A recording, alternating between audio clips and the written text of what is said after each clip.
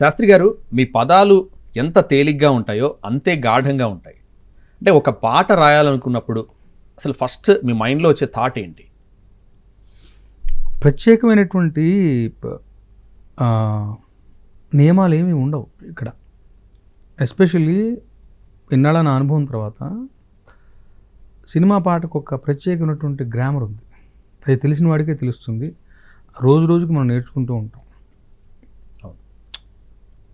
ఆ పద్ధతుల్లో ఏ పాటకు ఆ పాటే విభిన్నమైనటువంటిది. సో దర్శక నిర్మాతల రిక్వైర్మెంట్తో పాటు వాళ్ళ యొక్క ఎక్స్పెక్టేషన్, వాళ్ళ డిమాండ్తో పాటు ఒక సందర్భం నాకు ఇవ్వబడగానే ఆ పాట ద్వారా వాళ్ళు ఎక్స్పెక్ట్ చేస్తున్నది ఏమిటి అన్న వాళ్ళ అభిప్రాయాన్ని తెలుసుకోవడంతో పాటు నేను సేకరించినటువంటి విషయాన్ని బట్టి నాదైన టేక్, నిజంగా సినిమాకి ఏం అవసరం, వాళ్ళు మిస్ అయిన పాయింట్స్ ఏమన్నా ఉంటే వాటిని నేను అడ్రస్ చేసే విధంగా, సో నాదైన పద్ధతిలో సినిమా యొక్క అవసరం నేను ఎలా నిర్వర్తించగలను అన్నది ఆలోచించుకుని వాళ్ళతో డిస్కస్ చేసి ఏ పాటకు ఆ పాటే స్కీమ్ అది మారుతూ ఉంటుంది. సో ఒక పాటకి ఇదిమిద్దంగా ఇది పద్ధతినే ఉండదు. కవిత్వం అయితేనేమి, వేరే విషయాలు అయితేనేమి, అలంకారాలు ఏమంటాం, పోలికలు, ఇవన్నీ కూడా అంతర్లీనంగా ఆటోమేటిక్గా వచ్చి చేరతాయి. కానీ వీటన్నిటికన్నా ముఖ్యం మన దృష్టి ఏదైతే ఉందో అది ఎక్కడ ఉండాలి అంటే పాటకు ఒక ప్రయోజనం ఉంటుంది. ఎస్పెషల్లీ ఇప్పుడు సినిమా తాలూకు ఒక క్యాన్వాస్లో ఈ పాట భాగమైనప్పుడు ఈ పాటకు ఒక ప్రత్యేకమైన ప్రయోజనం ఉంటుంది. అది సరదాగా వచ్చే పాట అయినప్పటికీ ఆ పాటకి ఒక ఫైట్ తర్వాత ఒక పాట వస్తుంది అన్నప్పుడు అక్కడ రిలీఫ్ కదా ముఖ్యం. సో రిలీఫ్ అనేది ప్రయోజనం. లేదు సందర్భశుద్ధి ఉన్నటువంటి పాట అంటారా, ఆ పాట ద్వారా మనం ఏం కన్వే ఒక 3 నిమిషాలు మనం వెచ్చిస్తున్నప్పుడు, పాట మీద 4 నిమిషాలు వెచ్చిస్తున్నప్పుడు దాని నుంచి ప్రయోజనం కథకి, నేరేటివ్కి ఉపయోగపడేది. అదేదో పట్టుకుని దాని ప్రకారం మనం ప్రయాణం చేయాలి. సరదా పాటైనా కానీ రాసేటప్పుడు ఒక కంటెంట్ ఏదో ఉంటుంది కదా, ఆ కంటెంట్ క్లారిటీగా డెలివరీ అవుతుందా లేదా అనే విషయం మీద మన దృష్టి ఉండాలి. సో అట్లా ఏ పాట కాపాటే ఇది అని ఏమంటాం, థంబ్ రూల్స్ ఏమి ఉండదు, ముందుగా ఎలా ఆలోచించాలని నేను అనుకునేది ఏమి ఉండదు.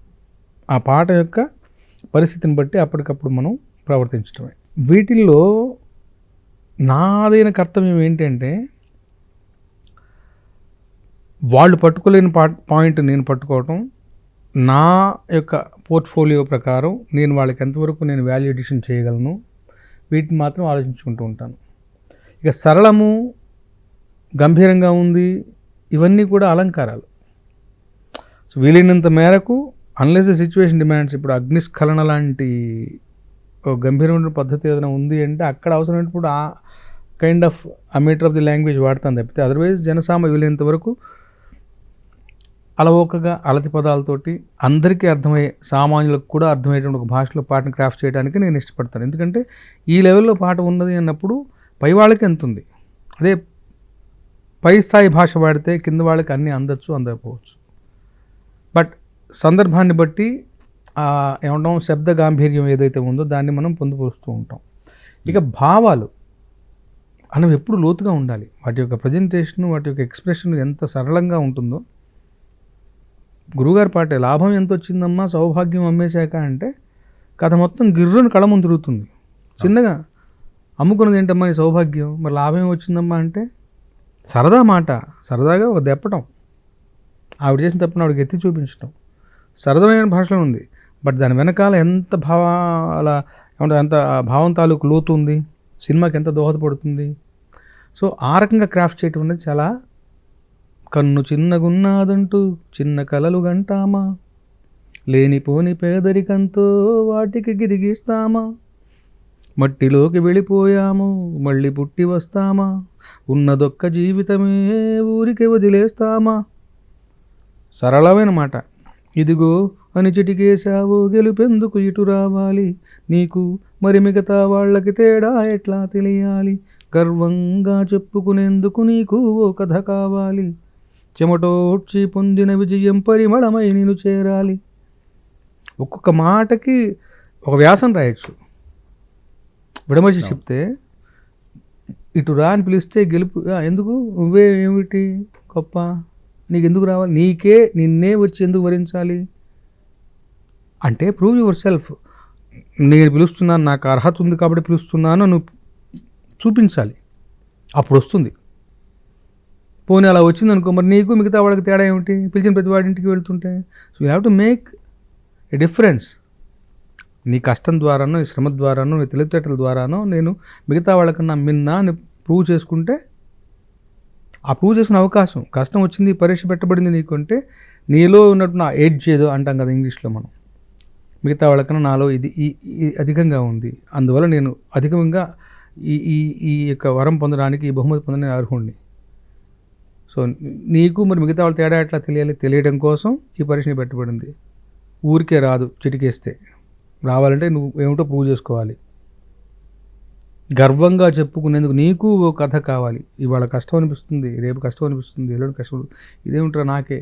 కానీ ఈ ప్రాసెస్లో నువ్వు నీ చరిత్రను రాసుకుంటున్నావు, నువ్వు ఆటోబయోగ్రఫీని రాసుకుంటున్నావు. ఈ కష్టాల మూలంగా పలానా ఆ రోజు కష్టం 67 పడక కూర్చున్నప్పుడు వెనక్కి, ఆ రోజు యాక్చువల్గా నేను పరీక్షకు బయలుదేరాను, హాల్ టికెట్ ఇంట్లో మర్చిపోయాను, అర్థమవుతుందా? ఇంటికి వెళ్దామంటే బస్సు ఆల్రెడీ పోయింది, నెక్స్ట్ స్టాప్లో దిగి ఇంటికి పెరుగుతున్న వర్షం, జోరున వర్షం, అయినా కానీ ఇంటికి వెళ్ళి సైకిల్ వేసుకుని వచ్చి ఒక కథ ఉంది.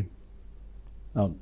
సో కష్టం కోసం వచ్చింది కాదు, నీ కథ నేను రాసుకోవడానికి విసులుబాటు కల్పిస్తోంది అన్న పద్ధతిని అర్థం చేసుకుంటే ఆ లైన్కి అలాంటి ఒక వ్యాఖ్యానం, వ్యాసం రాయొచ్చు. సో చిన్న చిన్న పదాలు, బట్ ఏం చెప్తున్నావు, మాట్లాడితే మీనింగ్ ఉండాలి, ఆ మీనింగ్ గొప్పగా ఉండాలి, అర్థమవుతుందా?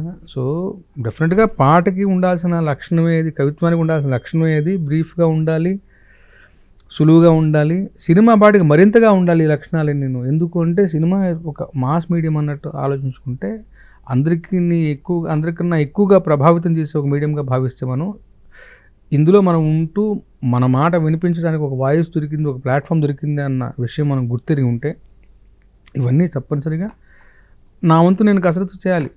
ఇంకా సింపుల్ పదాలు వాడదాం, ఇంకా సరళంగా చేద్దాం, ఇలా చేస్తే ఈ ఎక్స్ప్రెషన్ వేరేలా ఉందేమో, సో ఇంకొంచెం సరళంగా అందరికీ 10 మంది స్థానంలో 15 మందికి ఎలా అర్థమయ్యేలాగా ఎలా చేయాలి. నేను ఒక అరగంట కష్టపడతాను, ఆ కష్టం నేను తీసుకుంటాను. ఎందుకు అంటే మరింత అధికమైన ప్రయోజనాన్ని ఆశించి. సో భావాలు లోతుగా ఉండాలి, ఎక్స్ప్రెషన్ సింపుల్గా ఉండాలన్నది పెద్దవాళ్ళు ఎప్పటి నుంచో చెప్తున్నమాట. సినిమాకి మరింతగా వర్తిస్తుంది.